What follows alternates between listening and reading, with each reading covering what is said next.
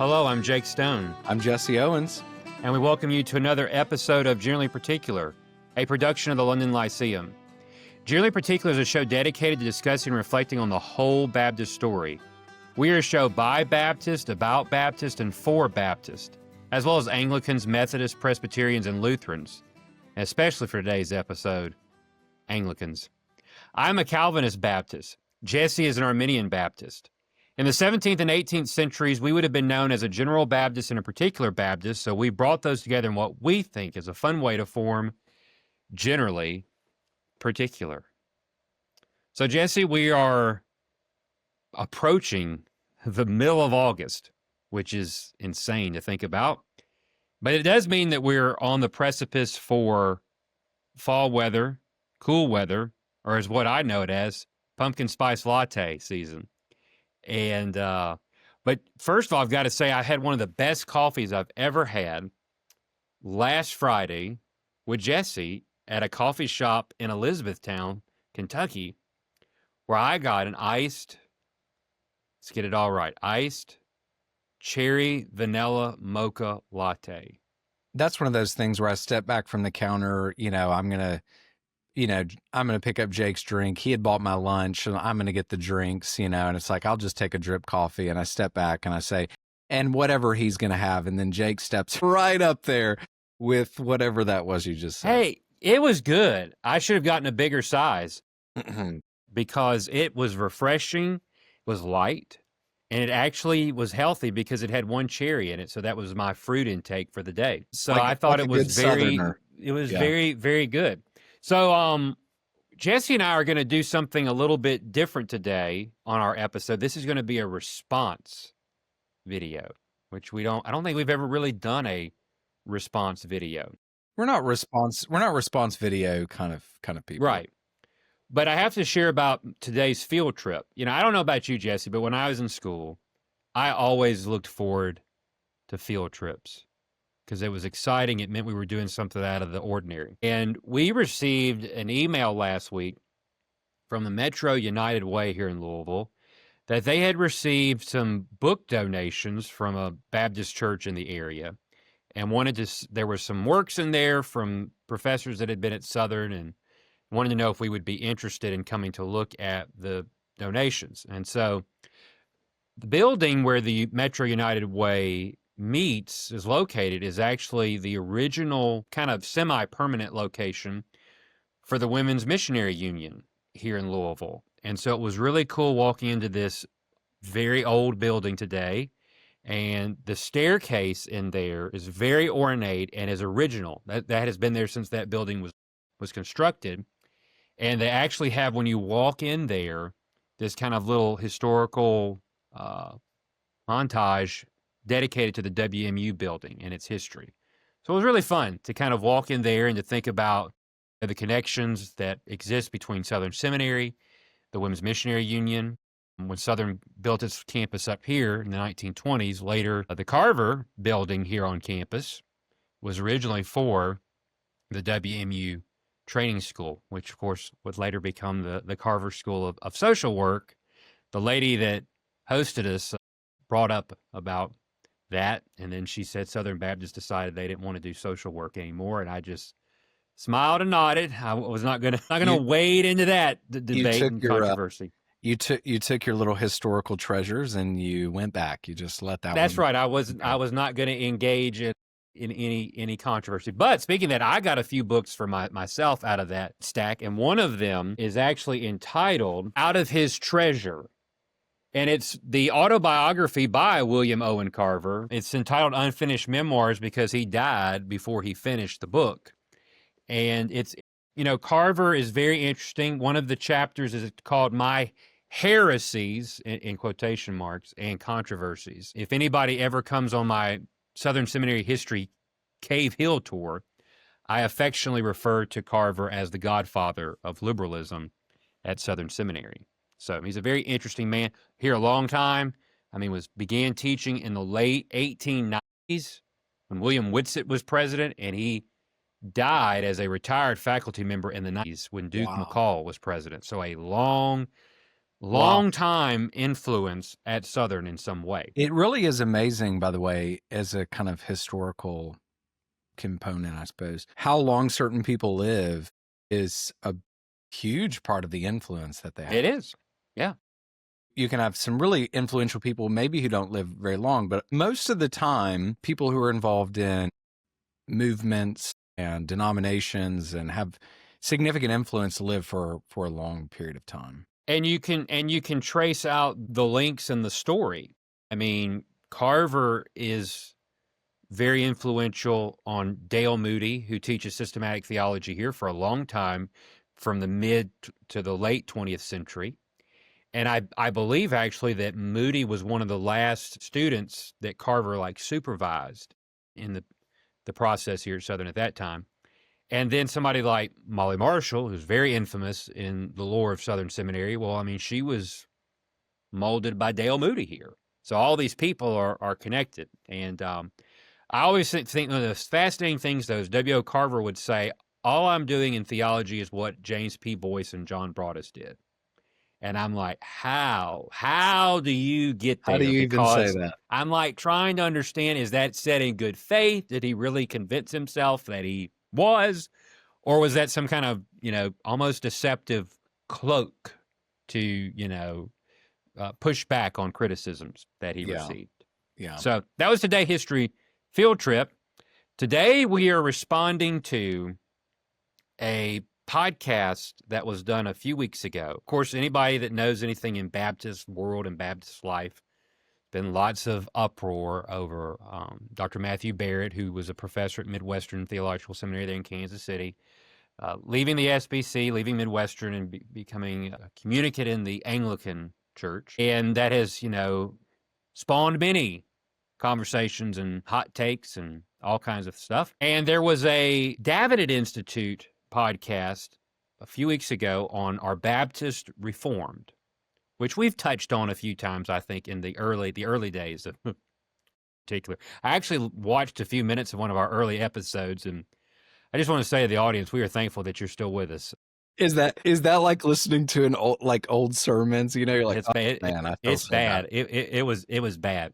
So anyway, I'm surprised people we made it. People might think after our last episode with the quartet with Casey and Winston, this is a letdown. They may be sad to see this episode with just the two of us again. They open it up and it's only two, not four, and you're like, wow, what happened to the other two guys? Just close that thing out. So this was with Wyatt Graham and Stephen Wedgeworth discussing, can Baptists be identified as Reformed or not? And I had seen it posted a few weeks ago, but I just frankly wasn't going to listen to it. It really just didn't interest me, that conversation in some ways. And I had a good friend, somebody who listens to this podcast regularly, tell me I should listen to it. And he said he was disappointed by it. I think Jesse would say that disappointed was not a strong enough term to describe my reaction, because I told Jesse he needed to listen to this immediately. So we're doing this because we had several people in the London Lyceum infamous Slack chat, because I shared it in there, and there were several people that listened to it and thought we should do a response video to some of the things, because while there are parts of the interview, the podcast that they did that I would agree with wholeheartedly, I also was somewhat troubled by some of the interpretations of the Baptist story. And I think that, it would be a good thing for us to discuss it today. So what'd you think, Jesse?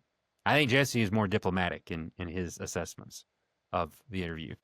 Maybe I wasn't as deeply troubled as Jake was. And I would like to just add a little bit more to what, or Wyatt Graham at all. Had some classes with Wyatt at Southern Seminary. I was trying to remember the other day if it was Protestant scholasticism or Cappadocian Fathers. I can't remember which one it was, but Wyatt was a very kind, generous person.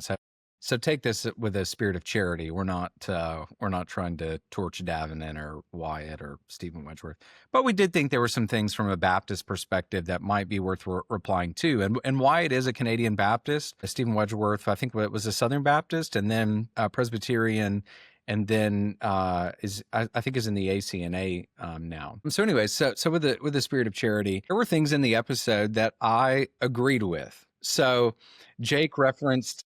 I agree with them too. So Okay. Jake referenced some people saying, there were several people who got a little worked up about it, and they sent some messages to me and Jake and said, y'all should do a reply episode to this. So I hadn't seen it at the time, like Jake hadn't. And so I watched it, and there were some things again that we're going to talk about today, but I wasn't maybe quite as worked up as the people who thought we should do this episode. But anyways, so maybe we can start with some things that we agree with. How about that? And I'll have to do all of the talking here because I don't know if Jake has anything that he agrees with. But here we go. All right. So at the beginning of this episode, they do a little bit on Baptist origins. So what are the origins of the Baptists? And if you do much study in Baptist history, Baptist studies, this is like a tale as old as time sort of conversation. So Wyatt gives three options. He says there's kind of the trail of blood approach, which Jake is fond of.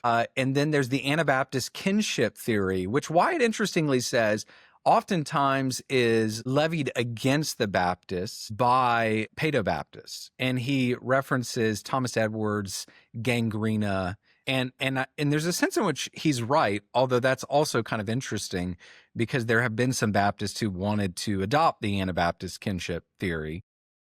well, those who did that were usually because they were against Calvinism in Baptist life. So it's some very weird, odd fellows here. Yeah, that's fair in part. And there is some historic interaction on the continent between like John Smith and Thomas Helwys, and they come into this episode with Wyatt and Stephen Wedgeworth. But Wyatt dismisses that. He says there's not a lot of evidence for that. And I tend to agree mostly. And then the third option that he gives is I kind of describes it as Baptistic Congregationalists. Now, we haven't talked about this a ton on the show. I'm not a big fan of Baptistic Congregationalists as a category.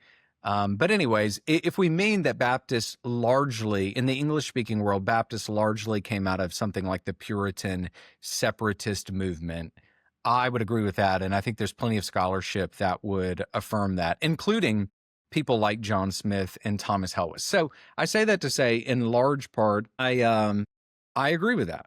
I think much of what Wyatt says on that particular point is right. I would agree with that.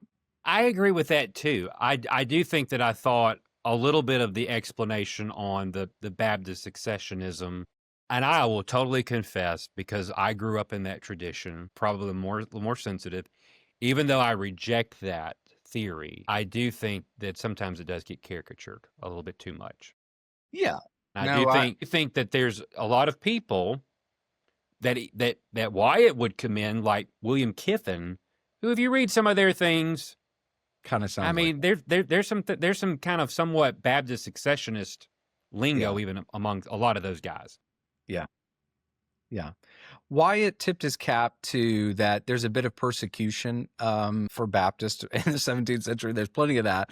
And so he thinks that plays maybe a role in some of their interaction. No doubt when you're, fined and imprisoned and all sorts of things that might affect, the way you interact with other people.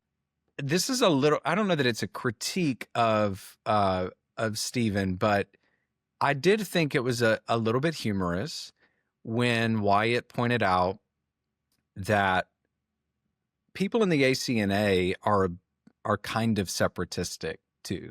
It's like if you're in a essentially a denomination that's Anglican but isn't recognized by the Church of England and isn't recognized by the Episcopal Church in America, and you separated and created your own conservative evangelical Anglican denomination. At this point, like Wyatt, I think, says this, aren't we kind of all sort of Baptists now?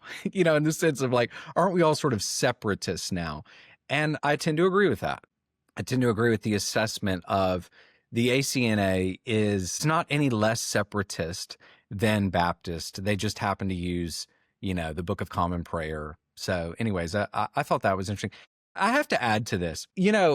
I say this as someone who teaches college students, and I think the more we talk about the great Christian tradition and things like that, I have students who, begin to think, well, maybe I should be an Anglican, or maybe I should be a Presbyterian, not because they're convinced by pedobaptism, or not because they're convinced by, that the New Testament teaches some sort of Episcopal view of church governance, but in part because of like the tradition sort of thing.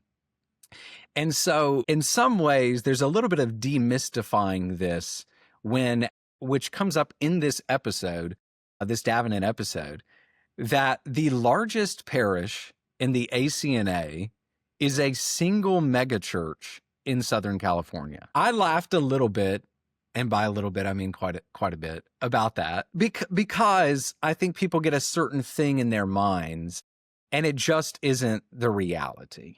So you need to go ahead and tell everybody you actually went on their website. You looked at their. I watched a couple of Sundays ago. I watched one of the most recent sermons of this church. What is the name of the church? It's Something like with a V. Is it Venture? Man, it's kind of stereotypical. Well, tell the audience who is like connected with that church, who's made a lot of news here recently. The John Mark. There were some John Mark Comer connections with this ACNA church, who has come out, blasting penal substitutionary atonement and so forth. So that the Baptists are out there and we're like some kind of wild separatists, and the ACNA is like just swimming comfortably in the pure streams of Protestantism is a bit of what's a lot of a mirage. And again, there are many Anglican people that we know and love. So again, this is not intended to be a strong critique. It's just kind of if we're going to deal honestly, I think some of these things have to be said. And they came out in this episode. And so I respect Wyatt and Stephen for mentioning them. So that was another thing that I thought was true and was accurate. Wyatt was aware of General Baptist messengers. So I don't know if this is like bishops. Yeah. I don't know if this was something that he is aware of through Michael Haykin or what it is, but I thought, that's pretty historically aware to know some of that kind of some of those unique things. He even pointed out that much of the Helwist movement dissented from the theology and the ecclesiology of John Smith. And that's spot on, and I agree with that. And so I appreciated that. He wasn't trying to impute the theology of Smith to all of General Baptist or something like that. So I thought that nuance was really good. And something that you and I think both admire is Wyatt also pointed out that, if you're going to be a Baptist, there is a sense in which you kind of have to embrace much of the whole movement and the whole tradition, like we say sometimes, warts and all. And there are a lot of those. So the rest of this episode, where we give some response and some critique, is again with a spirit of charity, but wanting to maybe give some accurate information on some of these critiques. But at the same time, I think that there were some things that they did well. All right, so some things we want to discuss. I told you I'd have to do talking on the first part. Now I'm gonna save some of these other things for later, because I know there are some things that Jake really wants to discuss. But here, I'm going to start with this. Wyatt mentions around the 7-minute mark of this episode that the General Baptist rejected confessionalism. And it really hurt my heart to hear that, because although I don't like much of what John Smith thought and taught, although I think some of his stuff actually on the nature of the church as it relates to believers' baptism. John Smith was a very complicated person. He was a very complicated person. Yeah. But there's a lot I don't love. But he was confessional. He wrote a confession. And I may not like what's in the confession, but he wrote a confession. Thomas Helwist wrote a confession, multiple confessions, actually, the 1611 confession. And so very confessional. General Baptist into the 1650s, like in 1654, wrote a confession. In 1660, they wrote another confession and they subscribed to it. So not only are they confessional, they are subscriptionist. They revised it in 1663, and they required subscription to the confession again. Thomas Monk and some of the General Baptists just north of London, they wrote a confession and they subscribed to it. There are a lot of issues surrounding one figure in particular, Matthew Caffin, who has heretical views, it seems to me, on the doctrine of the Trinity and Christology. But when there were concerns about Matthew Caffin's Christology, they revised the confession so as to hopefully mitigate against these heretical views, to strengthen the theology there.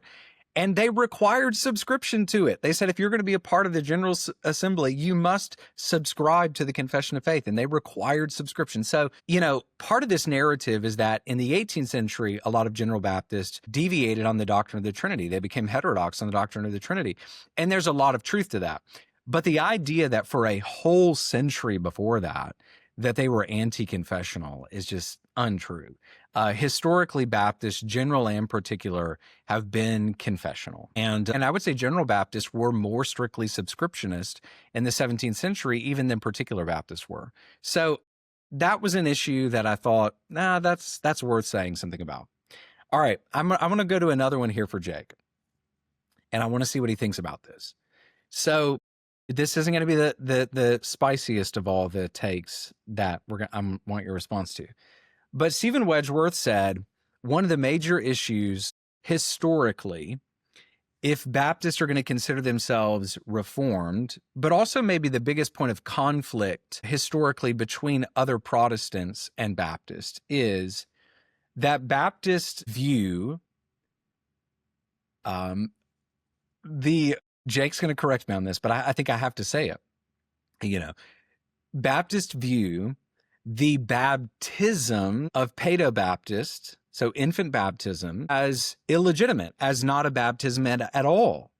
And so therefore, to be a member of their church, although you have some open membership Baptist in Baptist history, but they typically denied the legitimacy of those baptisms, which again, Jake's going to say they weren't baptisms, and I don't disagree with him on that. But for the sake of having to talk about it, I have to say it almost. But Stephen Wedgeworth says that's the biggest sticking point. If you view our baptisms as illegitimate and you think we need to be rebaptized, that has created the greatest friction historically and even into the modern day between Baptist and pedobaptist, and maybe between the rest of the Reformed tradition among Protestants. What say you, Jake Stone? I think the problem with this line that comes is that we do not believe that we are rebaptizing a person who was sprinkled as an infant, later professes faith in Jesus Christ, and would desire to join a local Baptist church. When we say that you must be baptized biblically in order to be a member of our communion here, this church, we are not rebaptizing that person because we do not believe they've ever been baptized at all. And in that sense, we're not doing anything different than anybody else in Protestant life. Every Protestant denomination believes that you must be baptized in order to be a part of the fellowship. The issue is that we believe those individuals are not biblically baptized. And it's not because we're seeking to be divisive or sectarian, but it is because we believe that the New Testament has set forth the pattern for who is to be baptized and how they are to be baptized. Very early in the 1640s, William Kiffin raised a point about and said the problem with pedobaptism, it has taken Moses and the Jewish church and it has imported it into the New Testament church. They're not the same thing. You cannot take one and make it into the other. And so we do not accept that which we believe is not biblical. And I know that sounds sometimes maybe harsh to people, or maybe that sounds like we're being judgmental. But I would say that when Jesus Christ has given us duties, commands for how we're to live things out as the New Testament church, I don't have the right to modify or change that. And those that we would consider have followed the error of infant sprinkling, we're saying that they have not followed the New Testament pattern when it comes to baptism. And so it's the same thing when we say that a person must be baptized before he can come to the Lord's table. Every other Protestant denomination confesses that, does the same thing. We're just saying this is what baptism is. It is the baptism of disciples, and that is to be done upon the profession of faith by a New Testament church. They are to be immersed in the name of the triune God. That is what the Bible says is baptism. Period. I think that's a faithful historic Baptist understanding. And I think that what this gets to is the very heart of a Baptist understanding of the nature of the church. And it kind of in some ways gets at why I'm not so sure some of the language about like Baptistic Congregationalists can fully account for just how significant the Baptist understanding of believers' baptism and the nature of the church is. So it's not as if this is a small change. So historically, what ostracized the Baptist probably more than anything else is this issue. And so Stephen Wedgeworth, I think in some ways is rightly saying this is a big issue. And I would say we all agree, both sides, we all agree. Yeah, I don't deny at all. We were radicals in the 17th century. Yeah. I don't deny that at all. There's no getting around it. We were saying that this practice, which was not just an ecclesiological issue, but it was a political issue as well, because it's all tied together into state citizenship. But we're coming and saying a state, you may become a member of the state by natural generation, but that's not how it works in the church. It is by supernatural regeneration that one is made a part of the new covenant people of God. And so yes. It's a radically different understanding of the nature of the church, the idea of a believer's church. We've talked about this many times, but it is a fully orbed view. There are so many related doctrines that extend from the very thing you just said, that it's not just tweaking one little thing. So we could spend a whole bunch of time on this. So Wyatt says in this video, and this is more of an assertion based on his experience, and so this isn't really a historic maybe or theological point, but I thought it was interesting of him to say, he said something like he thought a lot of Baptists today, younger Baptists, who were concerned about the Christian tradition, were really considering accepting all baptisms, which again, you've made clear. When someone says infant sprinkling, it's kind of like when they say, what is it you like to say? The conservative resurgence versus the fundamentalist takeover. The fundamentalist takeover. So it's kind of like infant sprinkling is kind of that for Jake. But he said there are a lot of younger Baptists today, I guess people that he's aware of, that are considering accepting all Trinitarian baptisms. So for them, it's baptism in the triune name more than it is the proper subject and or mode. Have you experienced that? Have you heard people talking about that? And again, we're in a very different context than Wyatt is. And so I'd add to that, not only have you heard of that, but what are your thoughts on that? Nobody has said that to me, but that's probably because they're afraid if they shared that thought with me of what my reaction would be. You might blow your lid. Yeah. Okay. Well, but see, here's the thing: is this is not somehow this isn't unique to Baptist discussions, because the Reformed community. So, however you want to exactly include that, I guess any of your Presbyterian, your Dutch Reformed, etc. I mean, they have to wrestle with this. Do they accept the sprinkling of a person from the Roman Catholic communion? I mean, it's done in the triune name. So So see, that's One of the things that's that where came up in this the issue. episode was, I'm sorry, we got a lag here. One of the things that came up in this episode was he said the PCA, the ACNA, and I'm sure others only require a basic profession of faith for membership. So again, so I'm just going off of what they're saying. There may be a response video to this by some other people we don't know correcting the things we say. But he was saying that that was kind of as a basis for membership. And there would be some limiting things. There would be things you couldn't do or things you could maybe be involved in. But I just thought that saying accepting all baptisms that were in the triune name, that would lead to a complete sort of open membership, completely open membership and open communion.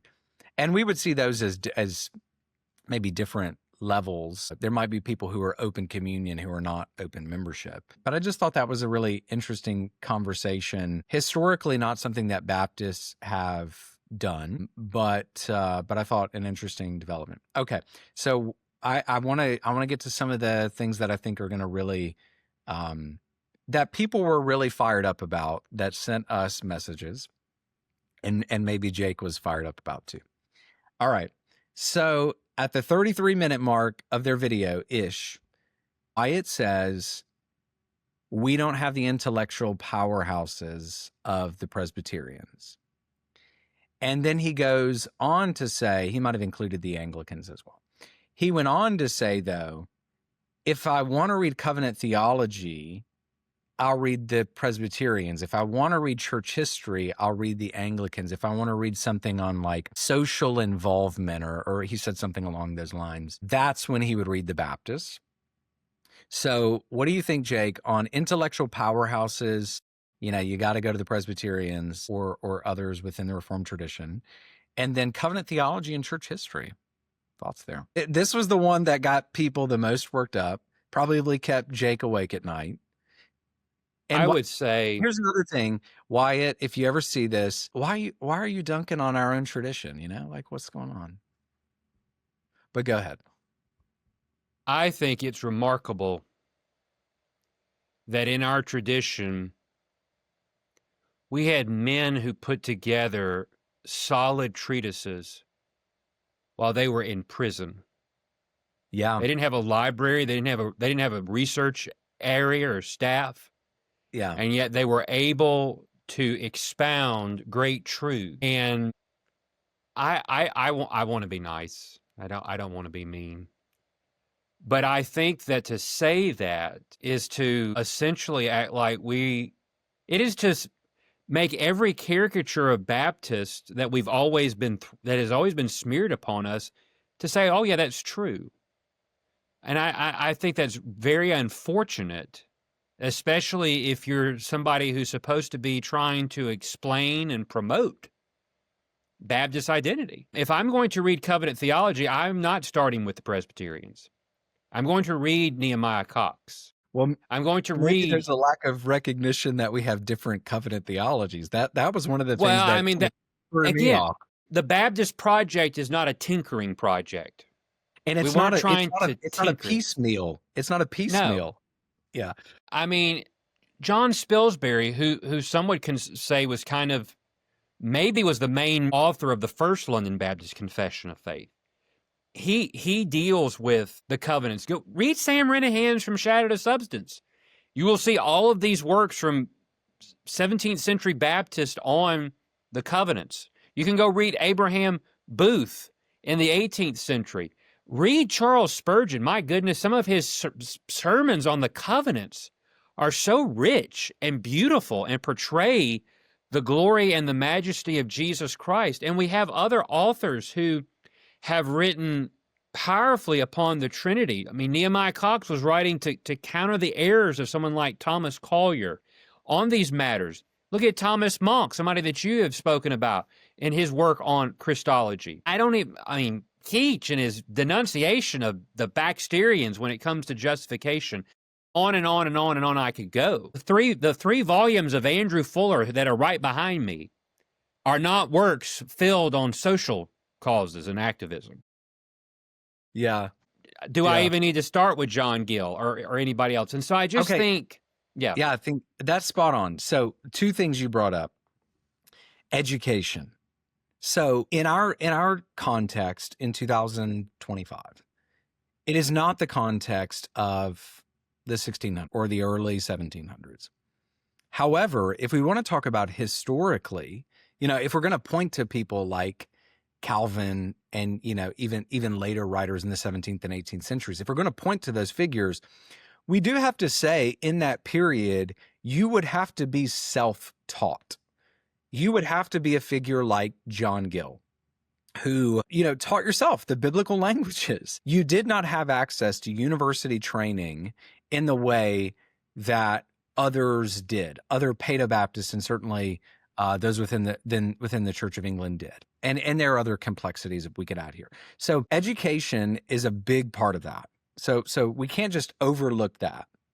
But then, like you're saying, to say that there's no one out there. I mean, again, I know that Wyatt is painting with broad brushstrokes, and if we pressed him on this, I think he would say, well, I'm just kind of shooting from the hip, and I don't mean that there's no one, but it is kind of a really unfortunate thing to say, to act like our tradition has nothing to offer but like social involvement and maybe evangelism, like those are the only thing. And I think Wyatt knows the tradition better than that. So my assumption is it's just a conversation with an Anglican friend, and he's painting with very broad brushstrokes. But I do think that he continues on that line to then say, if I want to read about covenant theology, I'll read this group, church history, this group. Again, to say that basically Baptists have very little to offer is not true in any. Yes, and the thing is, so if I'm going to use social causes, so I think he's using that in a broad sense to include mission work, for example. I think he includes activism. Okay, so here's the thing. William Carey did not do missions devoid of theology. And how do we explain the missions movement? We often say it is the practical outworking of Fullerism, which is a Baptist theological tradition and stream that had the real writings, real publications came out of. If I go over to the other side of the Atlantic, if I read somebody like Isaac Backus, who is not just this champion for religious liberty and, Baptists having the right and freedoms like everybody else, that is rooted in his covenant theology. It is rooted in his theological views, and he writes about those things. So I just think we perpetuate myths that have long been allowed to go on if we say these kinds of things as if we do not have a repository from our own tradition. And you're definitely right. We were second-class citizens, so we didn't have the opportunities. And I think that's what makes it even more remarkable of the output that we had. No, we didn't write the systematics like a Turretin or someone. I concede that, but that's because, frankly, we didn't have those resources or abilities. We're trying to survive. But I press you, anything that we do have of these sermons of men from old, they were not, cliches strung together. They were rooted in the Scripture, and they had good theological precision often. Yeah. I'm not passionate about this, but Yeah, I was going to say we said we weren't going to get too worked up in this episode. So here I'm not we worked are. up. All right. Yeah. All right. Here we go. One I'm other calm, thing. cool, and collected. One other thing, and honestly, I tried to go back and listen to the context of this, and I really couldn't get much of it other than Baptists were involved in Cromwell's army. Like that's the warlords. Yeah. So Wyatt says Baptists were warlords, and William Kiffin, which there's some truth to this, that he helped fund, Cromwell and or Charles II, so it's like, so maybe there was some money, borrowed. We know how that goes probably in the 17th century. And Kiffin was incredibly wealthy. That is true. We agree with that. But that we're warlords and propping up Cromwell or whoever, it's just like, I'm I'm pretty sure Baptists, although many of them were very excited about Cromwell, and we don't blame them because they've been Yeah. persecuted under Charles I, and then they were afraid it was going to happen again with Charles II. So we don't blame them for being excited about Cromwell. But warlords and funders of like mercenaries or something seem like a kind Well, of they also brought up the fact that some Baptist ministers received funds from the Cromwellian church, and that's when Wyatt used the Baptist Episcopalians, which was strange because the national church at that time in the 1650s was not rooted in Anglicanism at that moment, if I understand things correctly. I mean, the Westminster Assembly was to cast a vision for the national church that would be more aligned with Scottish Presbyterianism. The warlords comment, all I can think about is there's a few guys, Thomas Patient was in Ireland. I tell people that's, I think, a lesson to instruct is what happens when we were dependent. The work that the Baptists were trying to do in Ireland was so dependent upon Cromwell and his government that as soon as that collapsed, the Baptist work in Ireland collapsed for over 100 years because it had been dependent upon the government in some sense. Look, the 1650s were a weird time. When you have a king executed, things get kind of unstable. Messy. Yeah. So that some folks were joining, the ranters, the levelers, or the fifth monarchists. I'm not totally surprised. This is not some wholesale movement, but again, it was a very unstable period. I want to add just one little thing to this. We've kind of addressed this, but there's something along the lines in this episode of the English particular Baptists. It's presented almost as if they adopted the Westminster Confession wholesale and maybe like tweaked a little on baptism here or there. Now, here's what I want to say. The larger point I think that Wyatt is trying to make, and I agree with this to an extent, is that Baptists in the 17th century were trying to place themselves within the broader Protestant tradition, the broader Protestant Reformation, and saying, we're working to these same ends. We believe in sola scriptura. We believe in all of these things. So there is a sense in which they were trying to demonstrate some level of continuity. That is true. But it's not as if they just kind of brought Westminster wholesale over and just kind of tweaked a thing or two here or there. What are your thoughts on that? Well, I mean, first of all, the Second London, the Westminster is the grandfather. But it's the Savoy, written by John Owen and the Congregationalists in 1658. That's really, in more ways, the primary document that they were using. Right. For example, chapter 20 in the 1689, which is on the gospel and the extent of grace. That chapter's not in the Westminster Confession. It's not even in there. It's in Savoy, and that's where the Baptists brought it in from. And it's a failure to recognize that if you take Westminster, Savoy, and the Second London, their chapter 7 on God's covenant, those three are all rather unique and different. And it's because of how Baptists viewed the covenants that's going to shape so many things. The other thing that's interesting is that Savoy had a whole separate document on ecclesiology with the particulars of their congregationalism. The Baptists put all of theirs right in their confession, showing how important it is. And so, with all due respect, to just say that the 1689 is the Westminster with a little tinkering on baptism is not very historically precise. Agree.